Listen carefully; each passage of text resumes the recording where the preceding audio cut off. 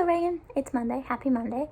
Today I'm wrapped in a blanket because my hair is very messy and my hats are all the way across the room and I can't get them because I don't want to leave my bed. So we're having cozy time, blanket time today. I am drinking, it's very hot. I'm drinking peach oolong tea today. I have this mug. I'm not using my favorite mug today because when I was cleaning my room, I found that I had left it sitting out for a couple days and it was starting to grow a very interesting culture. So it's being washed right now, so I have this one instead. And I like this one. My only beef is that it's dark on the inside and I can't see the color of the tea. And that's one of my favorite parts about tea, because this peach tea that I'm drinking, it's way too hot right now, but it has like a really pretty like golden color. So the other day I was reading a book and a fairly common phrase got me thinking. The book was Neverwhere by Neil Gaiman. He is an English author and TV writer. He wrote the TV show Good Omens and Coraline. Didn't know that. And the quote was, "I want to go home." So that's like super common quote. I find myself saying it a lot. I often want to go home. But what made it special in this instance is that the main character, Richard Mayhew, doesn't have a home.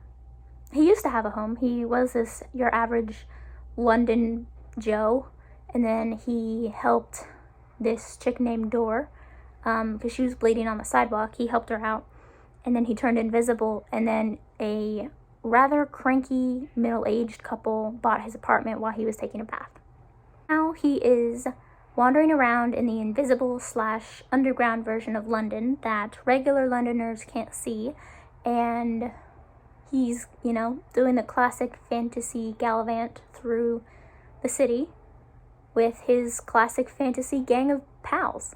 I believe they were walking through a sewer when Richard said this, and he's been expressing this sentiment quite a bit, but he said, "I want to go home," and it got me thinking about what people mean when they say "I want to go home." Richard Mayhew doesn't have a home anymore, and he might have forgotten this in the moment or just, said this out of habit, but he, regardless of the fact of whether he has a home or not, he still feels that longing and that kind of like wishfulness for home that I think a lot of people feel. This train of thought brought me to another common phrase, "home is where the heart is." And because I am young, full of fresh and spicy ideas, and I like to stir the pot, I have a problem with this saying too. I always took the phrase "home is where the heart is" to mean home is where the people you care most about is, but I don't really think this is true either. There have been many times when I have been out in public with friends and family, like the people I care most about, and I've still wanted to go home. You could probably blame this on my rocky relationship with social interaction, but I think that most people would agree that even when you're surrounded by the people that you care most about, like your friends and family, your heart, if you will, you can still feel that longing and that feeling, that wanting to go home. Most people would agree that home is not a place, but if home isn't people either, then what do people really mean when they say "I want to go home"? Have you ever been traveling and said "let's go home" or "I want to go home," but you weren't actually referring to the home that you live in? You were referring to like the Airbnb or the hotel or whatever, wherever y'all are staying. I just spilled tea on myself. It's okay. I'm gonna move the cup. It's so hot.